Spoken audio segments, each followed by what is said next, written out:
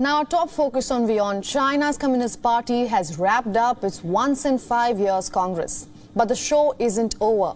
Beijing is looking at a busy day ahead. The top leadership is going to be revealed in just moments from now, and Xi Jinping is likely to steal an unprecedented third term in power. The selection process is usually kept a secret till the very end. But let's tell you what we know so far. For the past 5 years, these 5 men on your screens took all major decisions in China.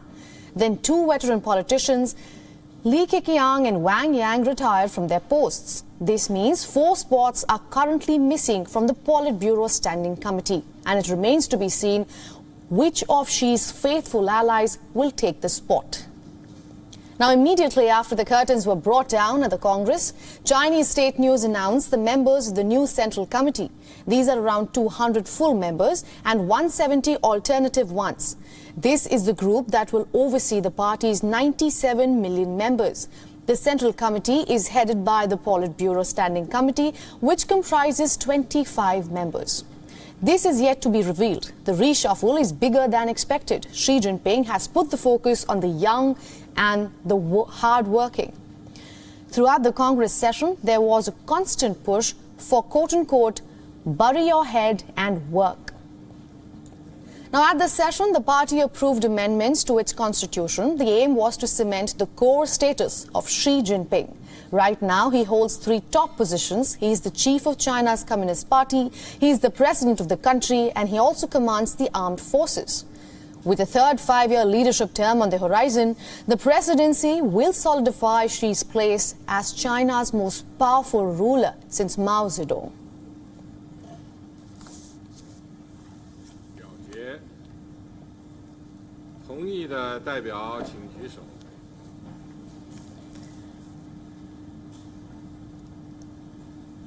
Now, for more on this, we are being joined by Andrew K.P. Leong, an international affairs expert from Hong Kong. Welcome to the broadcast. Now, my first question to you is, it is a big day in Beijing today. What are you expecting from the Standing Committee? Well, the lineup of the Standing Committee of the Politburo will be unveiled in about half an hour's time. And chances are that because with the departure of the Premier Li Keqiang and also Wang Yang, the 2 veterans, and a number of people retiring also.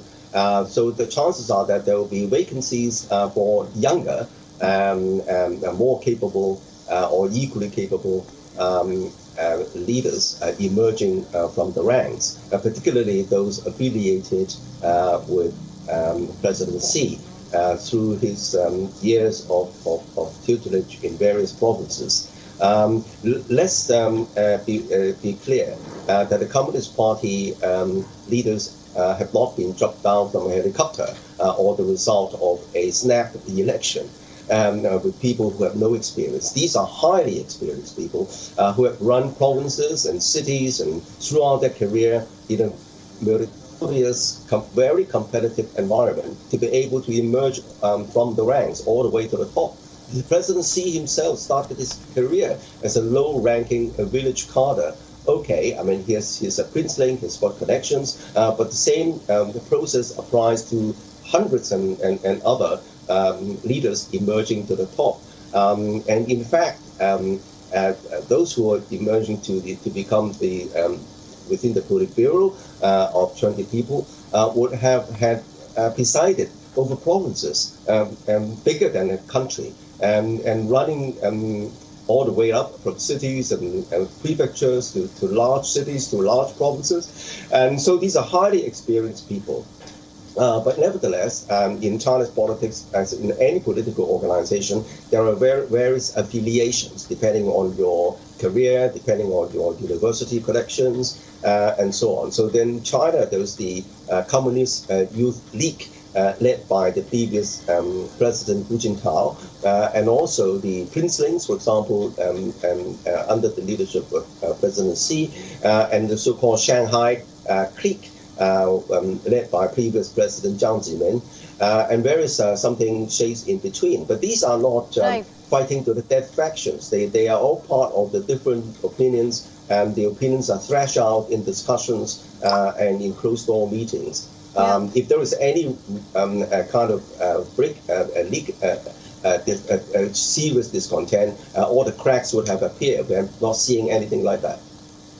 Right now, Xi Jinping is likely to seek for a third term, and in most probability, he will get a green light. Where in your expertise here, how do you see the next 5 years panning out for China under him?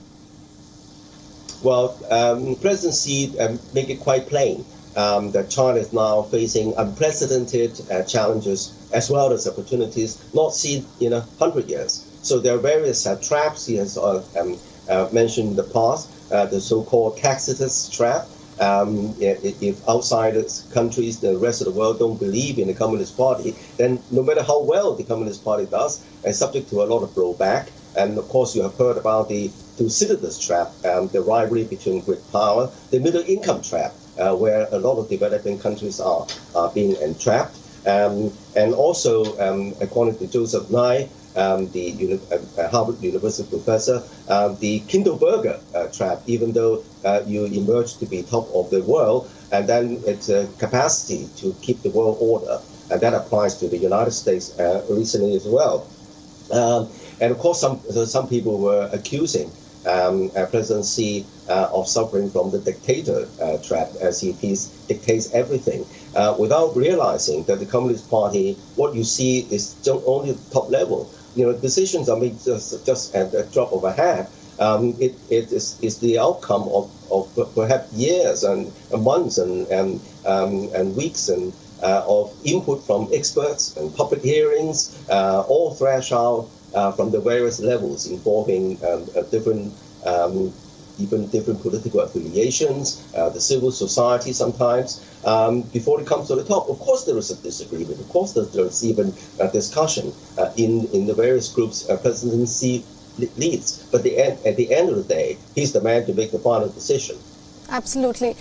Since you spoke about the United States, the country's national security strategy calls China the biggest challenge that the country faces. So if Xi Jinping stays in power, what does it mean for Beijing's relationship, not just with the United States, but with the entirety of the West? Well, not only the entirety of the West, but possibly for the whole world, because the whole world order previously was led by the United States as a single hegemon. But the capacity of the United States to call the shots all the time is beginning to wane. You can see it in Syria. You can see it in Afghanistan. You can see it in even in the South China Sea, and of course in the international United Nations. A lot of the developing countries are beginning to feel, and they are of course developing. The rising middle class, the capacity to seek their own future. No one wants to be dictated by one size fits all formula, because every country is different. Every country has got a different political system. Every different have got a different geography. And so what President Xi was trying to stress in his speech is that it needs to be an inclusive world and not a one size or one taste Coca-Cola formula world, where different countries should be allowed to develop, seek their own path.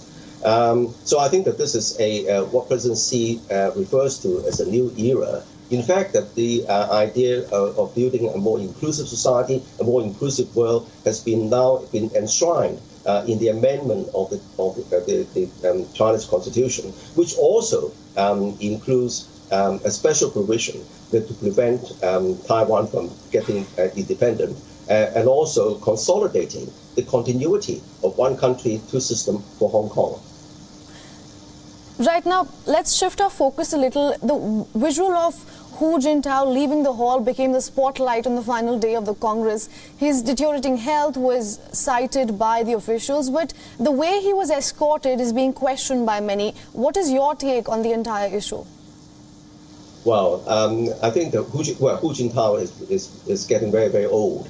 He's over, nearly 90 years old, and he looks quite frail.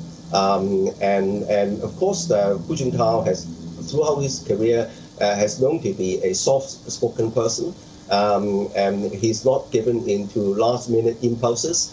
And of course, being the head of the Communist Youth League, the league is likely to see is less influence in the new lineup, perhaps. But any disagreement would have been sorted out weeks and months ago within the mechanics of the Chinese Communist Party, because the party has learned throughout these decades since the Chairman Mao's time, with a lot of political turmoil, to maintain the stability, continuity of the Communist Party, even though there are differences in opinions. They need to be sorted out by negotiations and so on and so forth behind the scenes. So this is unlikely to be something untoward. I think it's more likely that some health issues happening is escorted out, and he quietly passed a piece of paper to President Xi sitting next to him. So I don't think that we should read too much into this. All right. Thank you for speaking with us. That was Andrew K. Leong from Hong Kong.